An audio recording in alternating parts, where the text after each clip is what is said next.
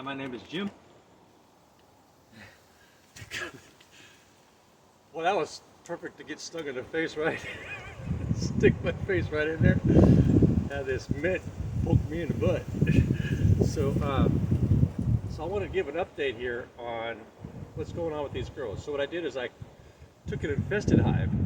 It was so infested, it was crazy with varroa mites and disease, and it went from a healthy looking hive to virtually a dead out a week later, almost maybe a week and a half. And so what I did is I took that old farm hive. I was going to pinch that girl anyway. It was so hard to keep that hive healthy. It was crazy. Constant work. So what I did is I combined it. I combined these two here by putting this double screen board in, and I combined the two hives. Now that diseased and everything, that went down into my healthy hive. Now this hive was healthy for a half a year. I never had to do anything. I'd see a varroa mite now and then, but they would clean it all up, right? So what I did was I combined those two hives as an experiment. Now, did I put my last and only hive at risk? Yes. Did I know that? Yes. But I went with the concept of experiment. If we don't experiment in concepts, it's difficult to advance in knowledge and wisdom of whatever topic that might be. Physics, quantum mechanics, biological science stuff, whatever, it doesn't matter. Botany. So experimentation is how we advance. And I'm really big on personal experimentation. I get a basic functional model of a perception of a particular topic, look at all the available data and ongoing research at the time of whatever that is, whatever that topic might be. One of my favorites is quantum mechanics. I think it's all about static electricity. But static itself it's not a particle, but it's a quantum mechanical. Anyway, get back to the bee, shall we? So what I did is I wanted to see how resilient this swarm that I caught was back in May. I wanted to see how resilient they were in recuperating from this kind of infection that I put upon their heads. Because that's what I did. I just put that infected 2 boxes full of infected honey. The honey also has the diseases in the honey. And there was lots of varroa mites in there at the time. Dead and dying bees that were originally in the farm hive. They ended up dying off from the disease. I combined it because there was only maybe a half a cup left, and there was like 100 pounds of honey in there, nothing to defend it. And I've tried freezing it in the past. I've tried storing it, and it would just leak out. And I don't can or jar. I don't jar honey or anything like that. I try to keep in a cone, so when I want to feed my bees, say during the dearth, I can just grab some cone with some honey in it and just slap it in there, and they'll be okay. Right? Get through the girth just fine and healthy. But so what I decided to do is combine these two hives and preserve the honey naturally. Let them preserve it naturally. And I knew it was a risk. But because they managed the varroa mites, because they would get varroa mites now and then, the last 6 months before I combined this hive, I noticed now and then I'd see a few varroa mites. And then they would clean it right up. They would, in fact, today I went and cleaned the board. I'm cleaning it every day, expecting the drop board every day. And at first, most of the varroa mites were dead. Now they're virtually all alive, still kicking.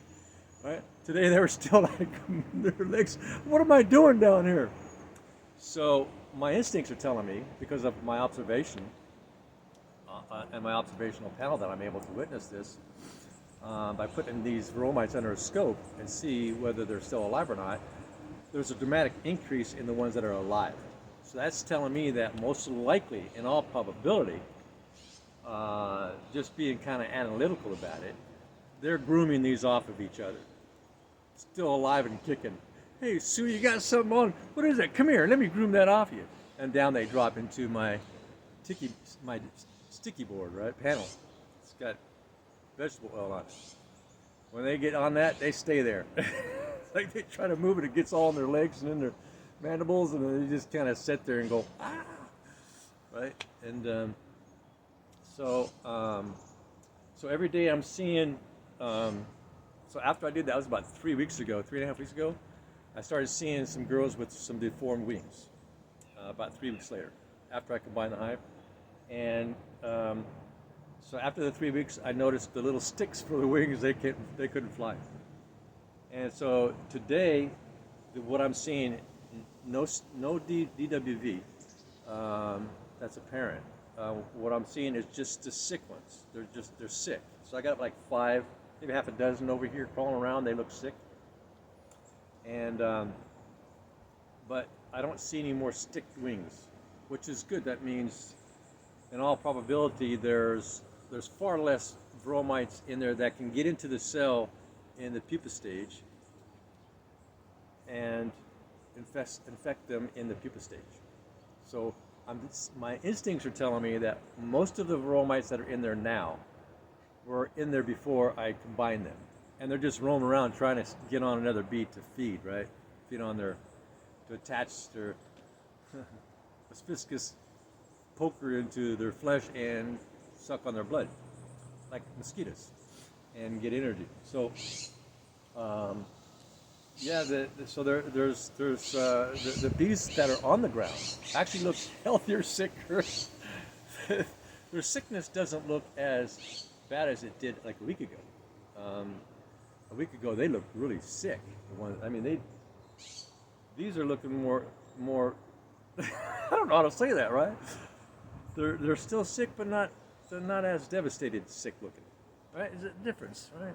And so my experimentation that even though this is my only hive I have left, I was willing to sacrifice my last hive for the experimentation, right? To see if they're able to rebound. Because if they're able to rebound, I got these in nature, right? They have to fight this stuff all the time. So if they're able to rebound from these infections and the varroamite count, then this hive, as long as I can make some queens from it, because what I want to do is I want a hive that can rebound itself. Has a very good genetic diversity. It's able to rebound from viral infections and varroamites. It has a good grooming culture, natural instinct for that. That's the queen that I want to make queen cells from, and have my hives from that genetic diversity from then on. I just thought it was worth the risk. Very risky. Oh, I knew it was risky. But no risk, no rewards. Right? If we don't take chances, if we don't gamble, if we don't, we don't investigate, we don't challenge our curiosity of things, we don't advance. That's what science is all about, right? We got cell phones. I'm talking to right here because we push the envelopes constantly. What if we did that? Oh, that kind of worked. What if we added that to that and added that to that? It's like those little square blocks we got when we were kids. We just kept adding bigger and bigger, one on top of another. Well, that's what science is, right? That's called discovery. And so for me, I love discovery. It's like a drug.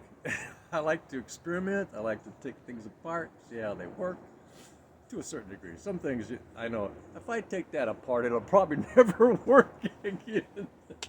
Got to know our limitations, right? And so, yeah, I'm going to keep update on the progression of the health, whether it's better over time here or declining to where they collapse and die out. I just was willing to take that risk out of curiosity. Curiosity killed the cat. Well, maybe it'll kill the hive. But I just had to know. And so they're coming in with lots of food. Oh, I got all these finches all over the. I've had um, hummingbirds fly right past my ear right here. It sounded like jet engines so close to my ear, and they stopped right here in front of me, and they battled in the air. They were mating right in front of me. I could tell one was color, one was bland. Females were bland. The dudes were just colorful, right? And they're just like mating right here in front of my nostrils here, just ignoring me. It's like, okay, get a room. Like, I've had them just, the hummingbird just come right here and just point their beak right at my eyeballs and just hover. I'm looking at them like, don't you dare put me in the, it's like, just stare. It's pretty cool in nature. I've had frogs just kind of hop along here. Snakes just kind of, snaking around here. And I've had some snakes that hatched out. One day I came out and I noticed that there was a bunch of birds flocking around the area in my garden. I'm going, what the heck? All of a sudden one comes out, flies up, looked like a big, huge nightcrawler in its mouth. It dawned on me pretty quick. Nightcrawlers don't get that big. That's a baby snake. So I shoot all the birds away and I collected all the baby snakes because they're really beneficial for my garden. They eat the snails and the slugs and all the other kind of rodent things that are not things that hurt my garden. They help keep that down enough to where my garden does better. So yeah, all kinds of nature back there. I seen a possum the other night, raccoons, rats, yeah, mice. So yeah, all kinds of nature back here, wildlife. I got a protected forest right here, big, huge forest, monster trees. I'm afraid they're going to fall on my house someday. And so yeah, a lot of nature. And so back to the bees. I get distracted so easy. My curiosity, right? And so I'm going to keep making these podcasts on the trajectory of the health of this hive. And I'm also going to try to share tidbits of what I'm experiencing as I go along. Because there's little telltale signs of things that'll tell us the trajectory of what we're trying to achieve, right? Whether it's going in a positive direction or downhill, right? And I'm going to say about a week ago, it was pretty bad. I was getting, 50 varroa mites a day. Today it was 20. And the bees that do look sick don't look as sick. I don't see any more deformed wings. So I'm thinking that they've managed to seal up the broken comb, because when I transferred the hive, I broke a lot of comb. I was trying to separate the frames, but they were so tightly, the old hive had made those, combined the combs together. I was trying to cut them using a long knife, and the honey was just draining out everywhere. So when I combined the hives, there was a bunch of honey dripping out, a bunch of comb they needed to fix, and that honey's infested with the viruses, right? And so they were getting heavily infested really quick. Well, as of today, I can tell that they've already sealed up all the comb. It's all done. What they're doing now is they're just bringing in fresh, new pollen, fresh, new nectar, and they're just adding it now to the existing. So my perception is that now that only new stuff is coming in, they're not feeding on the old stuff, they're leaving the old stuff as storage, predominantly. That virus is now, because they're not eating that old honey that came from the old hive that was infested with the viruses, that's in the storage locker. And so my perception is that now I'm going to see that death and sickness decline.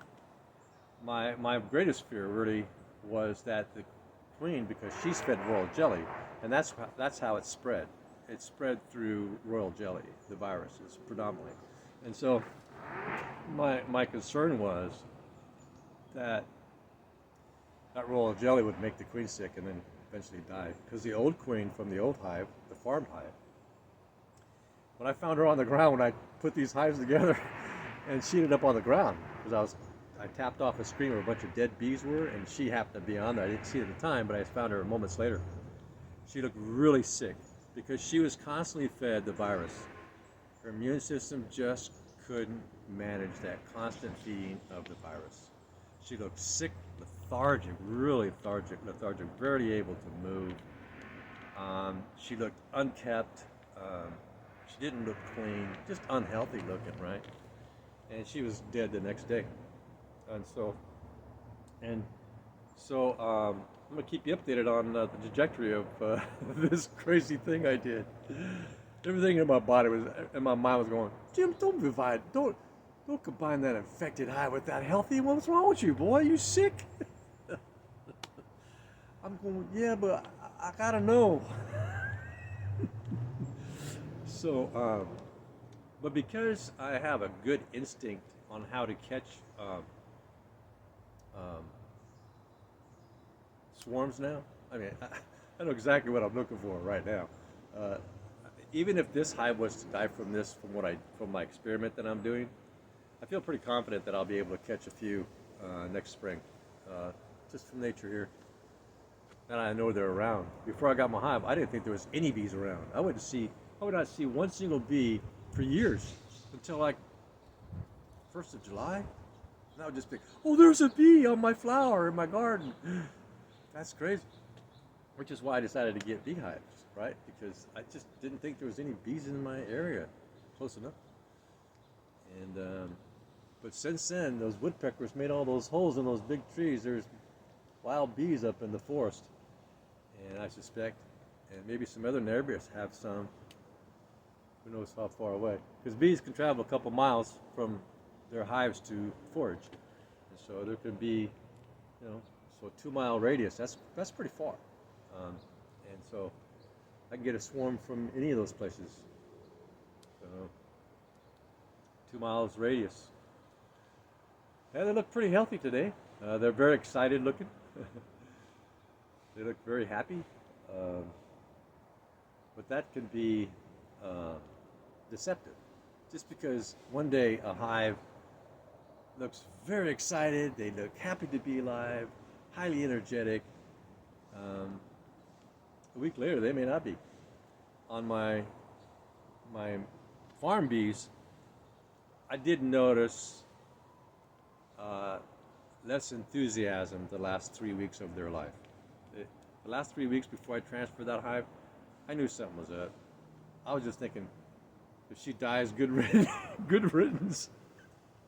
That sounds bad, but when something is so intense to maintain above what it actually does in the wild, that means something's wrong. There's something that's broken. We broke nature. And what I wanted to do is fix at least my part of nature, right? Fix what man has broken by farming these bees and the way that they farm them to bring back 100% nature. And that's my goal, organic, right? Everything I grow is organic. I don't use no pesticides, fertilizers. Every fertilizer, all the fertilizer I have, I make it organically from nature. From nature, right? And that's my fertilizer. And I keep my soil fertilized to keep the microbes healthy in there. So when I plant something, it grows really fast and healthy. So for me, I understand about a little bit about botany. So by keeping the mycelium healthy in the soil, that gives whatever I plant in that soil a quick boost. And then I just kind of feed it now and then. Like you would your cat or your dog. Just, I feed my plants a little bit with my organic fertilizer, just to keep them growing strong. And because once those roots get a certain size, they can absorb most of the nutrients in that area. Then your plants suffer. So it's important, from what I've noticed, is to give them some food now and then after they deplete most of the microbes and all that stuff that's been consumed. So anyway, looks good today. Not many girls sick out there. And this is, what is it? October 20th, 2025. And so what she's going to do is, if she hasn't already, she's prepping to lay her winter brood. So she's going to lay her winter brood. And those winter brood are going to survive up to about 200 days. Now, in spring all the way up into fall, the bees typically live 30 to 45 days, right? But the winter brood that's laid, they're 200-day bees, right? They're just kind of hunkering in like a turtle, just kind of sitting there through the winter. So they don't have those stresses of getting out every day and foraging and burning themselves out literally to death, right? Making them age faster. And so I suspect she's probably getting ready to do the winter brood laying now. I don't see much evidence of that of my panel pool today. Just my panel looked really clean, like they weren't doing much of anything.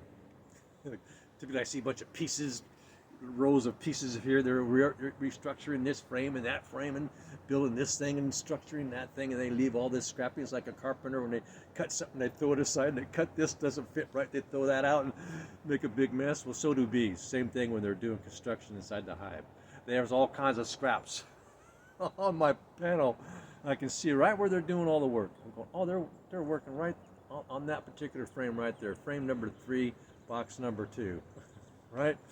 So yeah, it's kind of cool to use that observational panel to have a conceptualization of what might be going on in the hive any day that I choose.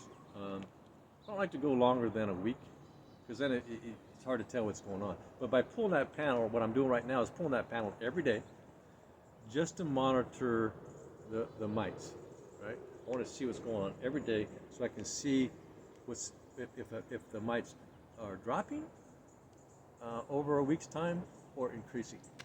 And the best way to do that, where I'm at with my investigation and my experiment, is to observe that panel every day and keep a mental, I'm not writing anything, I don't write stuff down like that.